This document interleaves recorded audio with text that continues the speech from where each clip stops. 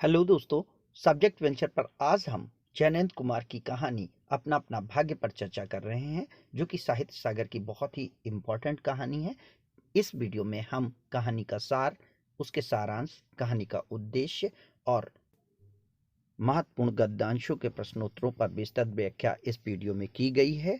इस वीडियो से पहले हिंदी साहित्य सागर में काकी, जिसमें कि एक मासूम बच्चे की भावनाओं को चित्रित किया गया है, से संबंधित कहानी पर प्रश्नोत्तर आपके सामने इस वीडियो में प्रस्तुत है। उससे पूर्व महायज्ञ का पुरस्कार एक धार्मिक व्यक्ति की आस्था और उसके विश्वास का प्रतिफल उसे किस तरह मिलता है की संपूर्ण व्याख्या इस वीडियो में की गई है। तो बहुत समय न लेते हुए आइए कहानी शुरू करते हैं। अपना अपना भाग्य।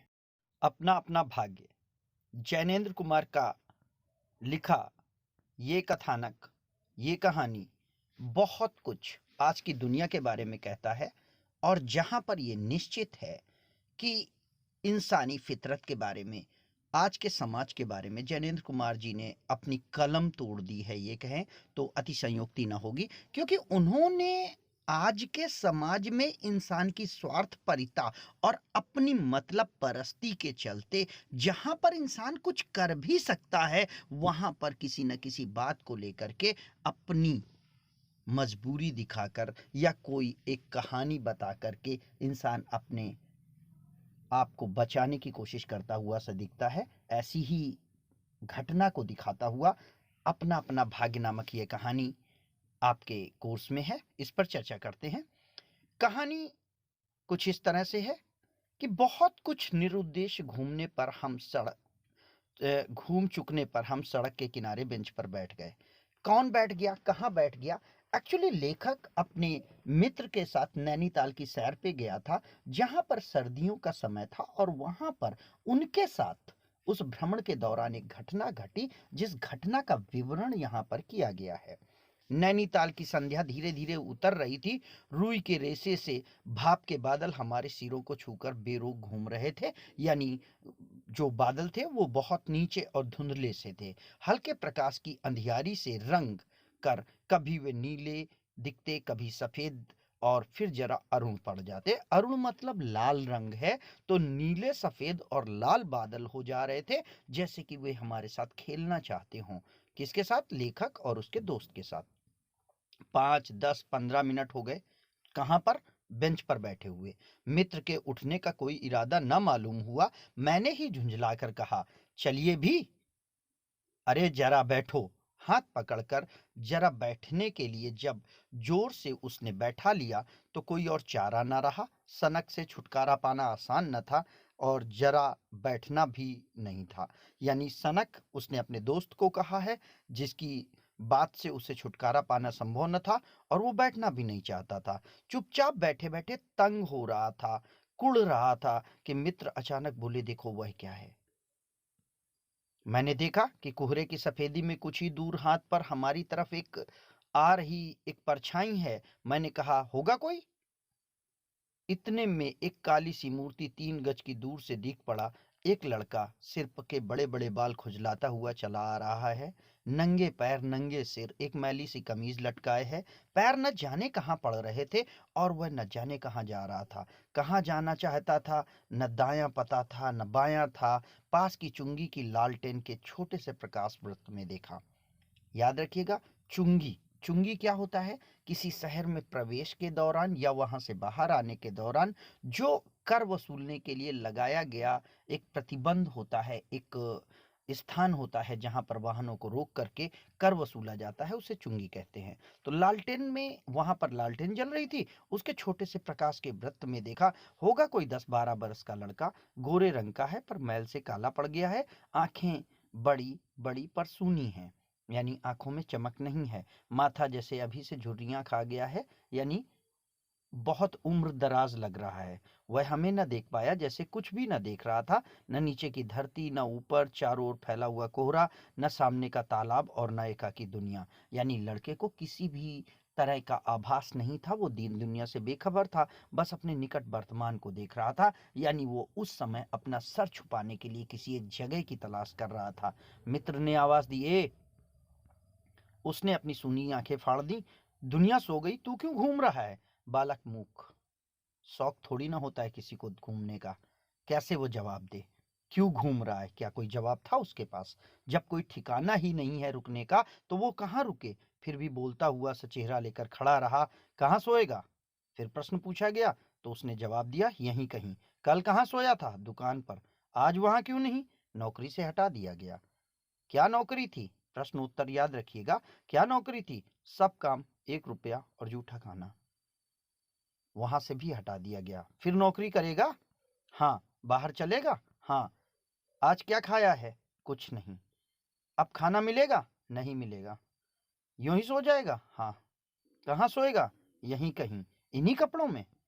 अब इन्हीं कपड़ों में इतनी सारी बातें पूछने के बाद ये प्रश्न पूछना ही बेकार था लेखक के मित्र द्वारा, क्योंकि लड़के से ये प्रश्न जायज था भी नहीं, असमंजस था। ऐसा दीनहीन लड़का जिसका सहारा नहीं है, वो सोएगा कहाँ? कोई तो जगह नहीं है। अब अगर इन्हीं कपड़ों में नहीं सोएगा तो कहाँ उसके लिए रजाई, कंबल और मसहरी रखी है?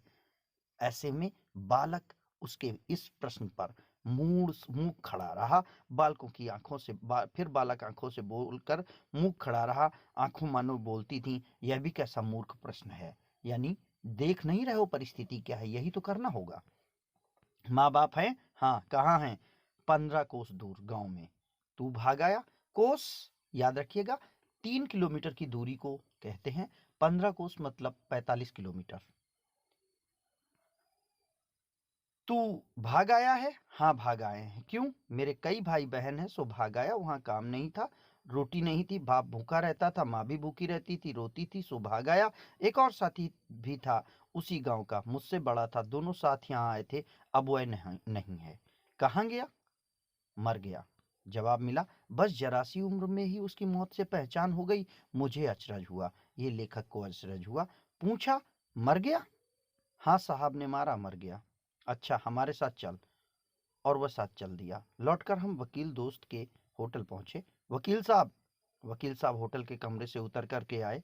काश्मीरी दुसाला लपेटे थे। यैसे ही अपना अपना भाग्य कहते हैं। यहाँ पर देखिए, वकील साहब के ठाट बाट, उनका रहन सहन, उनके कपड़े और उस लड़के के कपड़े, दोनों की स्थितियों को देखिए। दोनों इंसान हैं। फर्क सिर्फ केवल इतना है कि एक सुविधा संपन्न है और एक विपन्न है। क्या कोई मानवता नहीं बसती? क्या कोई भी जरूरत नहीं है? क्या एक सहारा, क्या एक कपड़ा, क्या जरा सी मदद इस गरीब की नहीं की जा सकती थी? की जा सकती थी, लेकिन अपना अपना भाग्य कह के हम अपना दामन बचा लेते हैं। यही इस कहानी का व्यंग है। मेज मोजे चढ़े हुए, पैरों में चप्पलें थी, स्वर में हल्की झुंझलाहट थी, कुछ लापरवाही थी। ओहो, फिर आपको नौकर की जरूरत थी ना? देखिए ये लड़का है।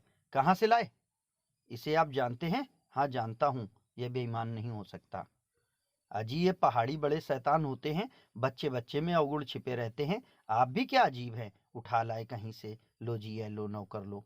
वकील साहब पूरी तरीके से अपने प्रोफेशन के अनुसार बिहेव कर रहे हैं, व्यवहार कर रहे हैं, लेकिन कहीं ना कहीं ये स्थानोचित और परिस्थितियों के अनुसार अनुकूल नहीं था। मानिए तो यह लड़का अच्छा निकलेगा। आप भी जीवस खूब हैं। अरे गहरे को नौकर बना लिया जाए तो अगले दिन न जाने क्या हो जाए, क्या क्या लेकर चंपत हो जाए। आप मानते ही नहीं, मैं क्या करूं? ये लेखक के मित्र ने कहा। माने क्या खाक? झुंझलाकर वकील साहब ने कहा। आप भी, हम भी सोने को जाते हैं। आप भी, हम सोने को जाते हैं। अच्छा मजाक करते हैं। अच्छा, अब और वह 4 रोज के किराए वाले कमरे में सजी 4 रुपया रोज के किराए वाले कमरे में सजी मसहरी पर सोने झटपट चले गए। यानी वकील साहब ने जरा भी समय नहीं दिया और ऊपर चले गए। बालक कुछ ठहरा। इतनी बेइज्जती के बाद वो ठहरा इस बात के लिए कि क्या ये दोनों लोग मेरी कुछ मदद करेंगे, लेकिन यहाँ पर भी वो बात नहीं बनी। मैं असमंजस में रहा। तब वह प्रेत गति से एक ओर बढ़ा और कुहरे में मिल गया, यानी गायब हो गया, दूर चला गया। हम भी होटल की ओर बढ़े। हवा तीखी थी, हमारे कोटों को पार कर बदन में तीर सी लगती थी। लेखक अपनी बात कह रहा है। सिकुड़ते हुए मृत्यु ने कहा, भयानक शीत है, उसके पास बहुत कम कपड़े हैं। लेखक के मित्र की बात है। संसार है यार यह। ये लेखक की कहानी है। लेखक ने कहा, मैंने स्वार्थ की फिलॉसफी सुनाई और चलो पहले बिस्तर में गर्म हो लो फिर किसी और की चिंता करना। यहाँ पर यही है अनकंसर्न, यही है संपैथी। हम संपैथी कर रहे हैं, ये उससे सहानुभूति कर रहे हैं, समानुभूति नहीं कर रहे हैं। उस लड़के की ठंड और ठिठुरन अगर इन्हें खुद में महसूस हो रही है तो इनको उस बच्चे की मदद करनी चाहिए थी, ना कि अपना अपना भाग्य कह करके पीछा छुड़ा लेना। उदास होकर के मित्र ने कहा, स्वार्थ जो कहो, लाचारी कहो, निठुराई कहो या बेहयाई, लेकिन बात तो यही है। दूसरे दिन नैनीताल के स्वर्ग में किसी काले गुलाम पशु के दुलार का वह बेटा, ये काले गुलाम पशु लड़के के पिता को कहा गया है, बालक निश्चित समय पर हमारे होटल डी पब में नहीं आया। हम अपनी नैनीताल की सैर खुशी खुशी खत्म कर चलने के लिए राजी हुए। उस लड़के की आस लगाए बैठे रहने की जरूरत हमने न समझी। मोटर में सवार होते ही यह समाचार मिला। क्या? पिछली रात एक पहाड़ी बालक सड़क के किनारे पेड़ के नीचे ठिठुर कर मर गया। मरने के लिए उसे वही जगह, वही 10 बरस की उम्र और वही काले कपड़े, चिथड़ों की कमीज मिली। आदमियों की दुनिया ने बस यही उपहार उसके पास छोड़ा था, यानी उस बच्चे के पास बस इतना ही था। पर बतलाने वाले ने बताया कि गरीब के मुंह पर, छाती और मुट्ठियों और पैरों पर बर्फ की हल्की हल्की सी चादर चिपक गई थी, मानो दुनिया की बेहयाई ढकने के लिए प्रकृति ने शव के लिए सफेद और ठंडे कफन का प्रबंध कर दिया था। यानी प्रकृति ने बच्चे को कपड़े से, अपनी तरह के कपड़े से लिपटने की या लपेटने की कोशिश की थी, क्योंकि दुनिया के पास उस बच्चे के तन को ढकने के लिए देने का कोई कपड़ा नहीं था। तो यहाँ पर हम कहानी का अंत देखते हैं और इसे ही हम अपना अपना भाग्य कहते हैं। अब कहानी का परिचय एवं सार। अपना अपना भाग्य कहानी में ऐसे निर्धन और असहाय शोषित पहाड़ी बालक का चित्रांकन किया गया है जो परिवार की गरीबी से तंग आकर भागकर नैनीताल आ जाता है, परंतु यहाँ भी उसके दुखों का अंत नहीं होता। दुर्भाग्य और भूख, गरीबी के थपेड़ों के कारण वह बर्फ में ठिठुर कर मर जाता है। लोगों की संवेदन शून्यता, कठोरता, स्वार्थ भावना का चित्रण करते हुए कहानीकार मार्मिक और हृदय स्पर्शी बिंदु पर जाकर कहानी का अंत करता है। कहानी का सारांश। लेखक अपने मित्रों के साथ नैनीताल की रमणीयता का आनंद ले रहा था। नैनीताल के संध्या के समय वह सड़क के किनारे अचानक एक बेंच पर बैठ जाता है। आकाश में जैसे भाप के बादल थे, अंधेरा होने लगता है, मनुष्य की भीड़ भी छटने लगती है, घना कोहरा था। ये कहानी एक बार हम लोग पढ़ चुके हैं, इसलिए मैं इसे फॉरवर्ड कर रहा हूँ और आप इसको देख सकते हैं।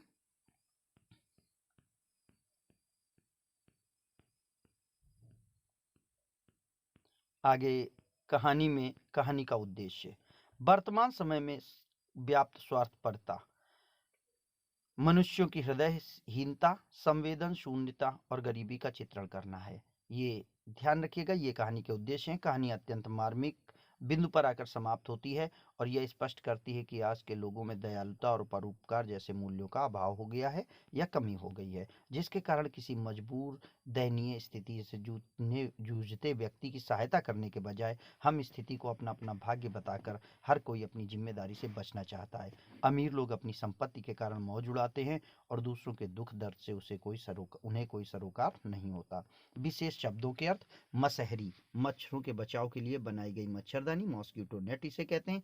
चुंगी, कर वसूल करने के लिए बनाई गई चौकी। टोल बार, दोशाला, एक लंबा बड़ा सा सॉल, उलेन। कोस, लगभग 3 मील की एक दूरी, अ डिस्टेंस अबाउट 3 किलोमीटर। कफन, मृत शरीर को लपेटने के लिए कपड़ा, जिसे हम कॉफिन कहते हैं। कहानी के स्मरणीय बिंदु। कहानी को बिंदुवार देखें। लेखक अपने मित्र के साथ नैनीताल की एक सड़क के बेंच पर बैठा था। नैनीताल की संध्या धीरे धीरे उतर रही थी। लेखक 15 मिनट बाद चलना चाहता था, पर उसका मित्र वहां पर कुछ और देर बैठना चाहता था। तभी उन्हें हाथ की कुछ दूरी पर एक लड़का आता दिखाई देता है। लड़के के बड़े बड़े बाल थे जिन्हें वह खुजला रहा था, नंगे सिर था, नंगे पैर था और एक मैली सी कमीज पहने था। लड़का लगभग 10-12 बरस का था। लेखक के मित्र ने उससे बात की। लड़के ने बताया कि वह दुकान पर सोया था पिछली रात, आज वहां पर नौकरी से निकाल दिया गया है। उसके माँ बाप 15 कोस दूर हैं जहां से वह भाग कर आया है और उसके माँ बाप भूखे रहते थे। उसका एक साथी भी था जिसे साहब ने मारा था और वह मर गया था। लेखक और उसके मित्र लड़के को लेकर वकील दोस्त के पास जाते हैं क्योंकि वकील को नौकर की जरूरत थी। वकील साहब लड़के को नौकरी पर नहीं रखे क्योंकि उनको इस बात पर विश्वास नहीं था। बालक एक ओर बढ़कर कोहरे में गायब हो जाता है। लड़के लेखक के मित्र ने इतनी भयानक स्थिति में लड़के के पास बहुत कम कपड़े होने पर सहानुभूति और चिंता प्रकट की, लेकिन समानुभूति नहीं की, उसकी सहयोग नहीं किया। संसार है यार यह। लेखक के मित्र ने उसे लड़के की चिंता छोड़ने और बिस्तर में गर्म होने की सलाह दी। अगले दिन लड़का लेखक और उसके मित्र के होटल डी पब में निश्चित समय पर नहीं आया। लेखक और उसका मित्र नैनीताल की सैर खत्म करके घर चलने के लिए मोटर पर सवार हुए। मोटर पर सवार होते ही एक रात का पहाड़ी बालक की ठंड से ठिठुरने के कारण मौत का समाचार मिला। बतलाने वालों ने बताया कि बच्चे के मुंह, छाती, मुट्ठियों और पैरों पर हल्की हल्की सी बर्फ की चादर चिपक गई थी। महत्वपूर्ण गद्यांश और प्रश्नोत्तर। नैनीताल की संध्या धीरे धीरे उतर रही थी। इस पर प्रश्न है, नैनीताल की संध्या की विशेषताएं बताइए। तो नैनीताल की बर्फ की अधिकता के कारण रुई के सफेद बादल लोगों के सिरों को छूकर निकल रहे थे। बादल हल्के प्रकाश और अंधियारे के कारण नीले, सफेद और अरुण रंग के दिखते थे। लेखक अपने मित्र के साथ कहाँ बैठा था और वहां बैठा बैठा बोर क्यों हो रहा था और क्यों कुछ कर रहा था। लेखक अपने मित्र के साथ सड़क के किनारे बैठा था। लेखक बैठा बैठा बोर हो रहा था क्योंकि उसका मित्र 10-15 मिनट से एक ही जगह पर बैठा था। उसके चलने का अभी कोई इरादा नहीं था। लेखक के मित्र को अचानक क्या दिखाई पड़ा, उसका परिचय दीजिए। लेखक के मित्र को अचानक कोहरे में एक बालक आता दिखाई दिया। नंगे पैर, नंगे सर और बदन पर एक मैली सी कमीज पहने सर खुजलाता हुआ बेसुध सा चला जा रहा था। 10-12 वर्ष का यह बालक अपने घर की गरीबी के और मुश्किलों के चलते यहाँ भाग आया था। जरा सी उम्र में उसकी मौत से पहचान अपने साथी की मौत के हो जाने के कारण हुई थी। इसका दोस्त जहाँ काम करता था उसके साहब ने उसे पीटा था जिससे उसकी मौत हो गई थी। दूसरा पैराग्राफ। बालक फिर आंखों से बोलकर मुंह खड़ा रहा। आंखें मानो बोलती थीं। यह भी कैसा मूर्ख प्रश्न है। किस प्रश्न को सुनकर बालक मुंह खड़ा रहा, उसकी आंखों ने क्या कहा। लेखक के दोस्त ने जब लड़के से सोने की जगह पूछी तो और कपड़ों के बारे में पूछा तो बालक मुंह खड़ा रहा। उसकी आंखें यह कह रही थी कि एक गरीब इंसान के पास मजबूरी के अलावा कोई विकल्प नहीं होता। जो भी नसीब से मिले उसी में गुजारा करना होता है। सोने की जगह और पहनने के कपड़ों के बारे में लड़के के पास कोई विकल्प नहीं था। इस कारण लड़का मूक खड़ा रहा। अपने परिवार के बारे में बालक ने क्या बताया। अपने परिवार के बारे में बालक ने बताया कि उसके कई भाई बहन हैं, परिवार बहुत गरीब है, कोई काम नहीं है, माँ भी भूखी रहती थी, रोती रहती थी, इस कारण वह गांव से भाग आया था। लेखक को बालक की किस बात पर को सुनकर अचरज हुआ। लेखक को बालक की यह बात सुनकर अचरज हुआ कि इतनी छोटी सी उम्र में उस लड़के की मौत से पहचान हो गई है। वह लड़का इतनी सर्दी के मौसम में केवल एक कमीज में खुले आसमान के नीचे सोने की बात कर रहा है। लेखक और उसका मित्र बालक को लेके कहाँ गए और क्यों। वकील साहब की पहाड़ी बालकों के संबंध में क्या मत थे। तो लेखक और उसका मित्र बालक को लेकर के एक मित्र वकील साहब के पास गए क्योंकि वकील साहब ने लेखक से एक नौकर की आवश्यकता बताई थी। वकील साहब बालक का पहाड़ी बालकों के संबंध में यह मत था कि पहाड़ी बालक बड़े शैतान होते हैं जिनमें बहुत सारे अवगुण छिपे रहते हैं। तीसरा पैराग्राफ। भयानक शीत है, उसके पास बहुत कम कपड़े हैं और यह संसार है यार, मैंने स्वार्थ की फिलॉसफी सुनाई। लेखक के मित्र की उदासी का कारण स्पष्ट करते हुए बताइए कि पहाड़ी बालक की सहायता क्यों नहीं कर सका। लेखक का मित्र सोच रहा था कि इतनी सर्दी में रात बिताने के लिए उस लड़के के पास बहुत कम कपड़े हैं, इसलिए लेखक का मित्र उदास था। जबकि लेखक की स्वार्थ की फिलॉसफी को सुनाते हुए कहा कि यह संसार है, पहले बिस्तर में चलकर गर्म हो लो फिर किसी की चिंता करना। इस कारण लेखक का मित्र बालक की सहायता नहीं कर सका। यह संसार है यार वाक्य का आजकल के मनुष्यों की किस प्रवृत्ति का द्योतक है। यह संसार है यार, यह वाक्य आजकल के मनुष्यों की स्वार्थी और मतलब परस्त प्रवृत्ति का द्योतक है, जहां पर इंसान केवल अपने बारे में सोचता है। अपना अपना भाग्य कहानी में निहित व्यंग को स्पष्ट कीजिए। व्यंग याद रखिएगा ऐसी ऐसी युक्ति होती है जिसमें हम किसी सामाजिक प्रवृत्ति या चरित्र के बारे में अपनी कुटिल बात कहते हैं जिससे कि वास्तव में बात किसी इंसान के दिल को छू जाए। व्यंग अपना अपना भाग्य कहानी में निहित व्यंग यह है कि आजकल इंसान अपने स्वार्थ और ज़रूरतों को पूरा करने के लिए इतना गिर चुका है कि दूसरों की समय पर मदद करने के बजाय अपना अपना भाग्य कहकर जिम्मेदारी से पीछा छुड़ा लेता है। अपना अपना भाग्य के कहानी के शीर्षक की सार्थकता पर प्रकाश डालिए। कहानी अपना अपना भाग्य समाज में दो तरह के लोगों को चित्रित करती है, सुविधा संपन्न वर्ग और विपन्न वर्ग, गरीब वर्ग। जहाँ पर एक वर्ग सभी संसाधनों से युक्त होकर मजे से जिंदगी बिता रहा है, वहीं दूसरा वर्ग जीवन को बचाने का संघर्ष करता हुआ दिखता है। इसलिए शीर्षक अपना अपना भाग्य बहुत ही यथोचित और सटीक है। धन्यवाद दोस्तों। अगर वीडियो आपको उपयोगी और अच्छा लगा हो, अपने दोस्तों तक इसे शेयर करें और चैनल के साथ बने रहें। धन्यवाद।